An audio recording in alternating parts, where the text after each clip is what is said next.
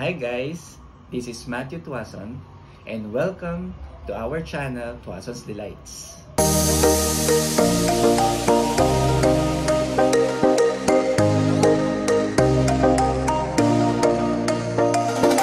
Nandito kami sa Boracay, kasama ko ang aking asawa na si May Tuason at ang kanyang family. So, samahan nyo kami na libutin natin ang mga masasarap na kainan at magagandang pasyalan dito sa Boracay. Handa na ba kayo? Let's go!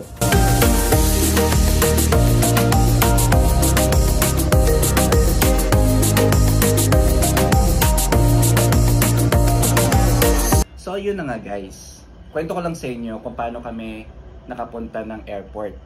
So, nag-book kami ng Grab para less hassle na kasi mahal na ngayon yung parking sa NAIA.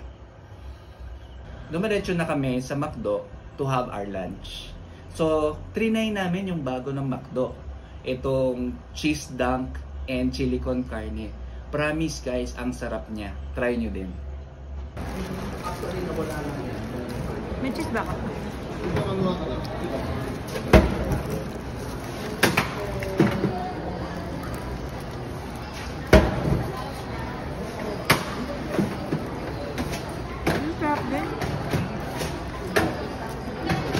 Pagkatapos namin mag-lunch, nagpunta na kami sa aming boarding gate at dahil maaga pa, nag-picture-picture muna kami and nag-take ng videos. At nung time na tinawag na kami para mag-board ng plane, pagpasok namin doon sa pila, guess who kung sino yung nakita namin? Yan, check yun sa video. Where are you going? Boracay. Who's with you? Shout out kay Ma'am Amy at saka kay Ma'am Thea. Nakasabay namin sila sa same flight papunta sa Caticlan Airport. Ang galing lang, sobrang on time lahat. Kudos to Cebu Pacific. Kasi from boarding time to take off sa Manila to landing sa Caticlan Airport, lahat on time. No? And inabot lang kami ng less than an hour sa aming flight. Hi B, saan punta mo? Binilang ako ng toyo. Layo naman ang bilihan mo ng toyo. From Caticlan Airport, pumunta kami sa Window 5 ng Southwest Travel and Tours. At pagka-present namin ng voucher, pinasakay nila kami sa van going to Jetty Port. Hello, baka malaki mukha ko. Malaki nga. Thank you din pala sa Southwest Travel and Tours sa napaka-smooth at napakagandang airport transfer service from Caticlan Airport going to our hotel in Alta Vista de Boracay. Pagdating namin ng Jetty Port, dumiretso kami sa exclusive lounge ng Southwest Travel and Tours.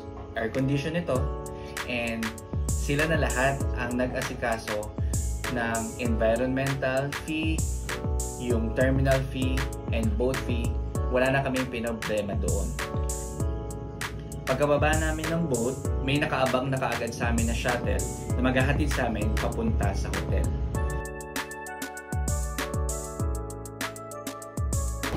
First time yan? First time.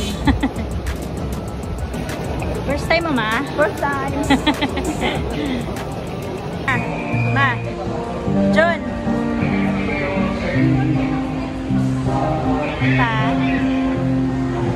Dito na kami sa saan to?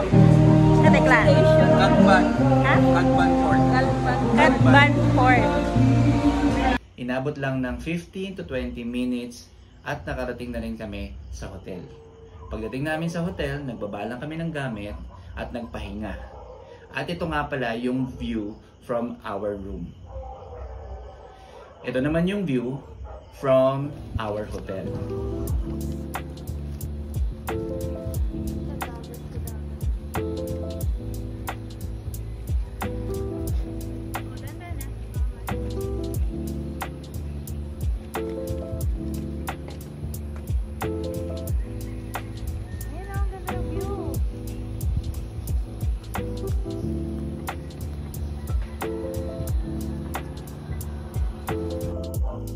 Ito naman yung itsura ng lobby.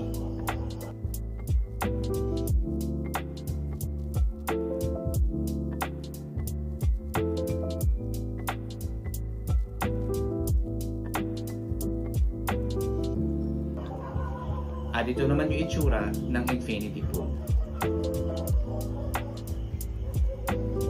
Paglabas namin ng hotel, sumakay lang kami ng Ho-Ho shuttle papuntang Island Chicken Inasal.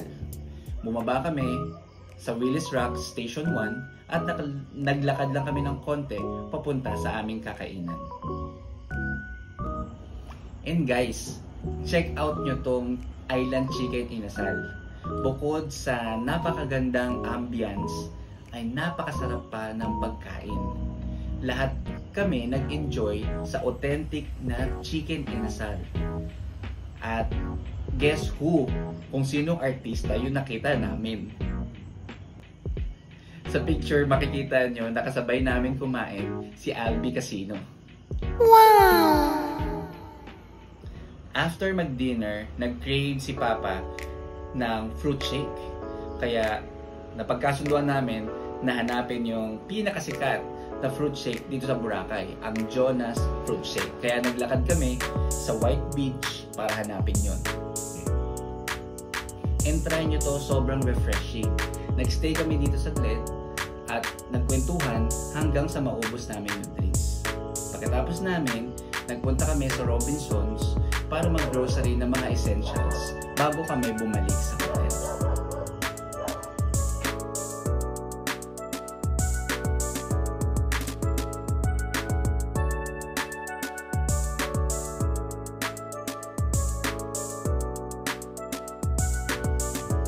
At pagkatapos namin mag-grocery, naabutan namin yung last trip ng Ho-Ho shuttle, which is 9 PM.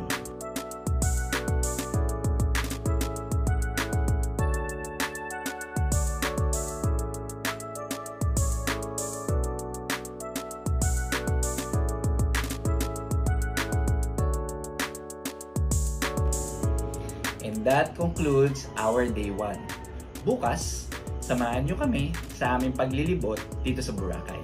Bye! If you like this video, hit the like button and the notification bell and click subscribe para updated kayo sa mga susunod namin na video.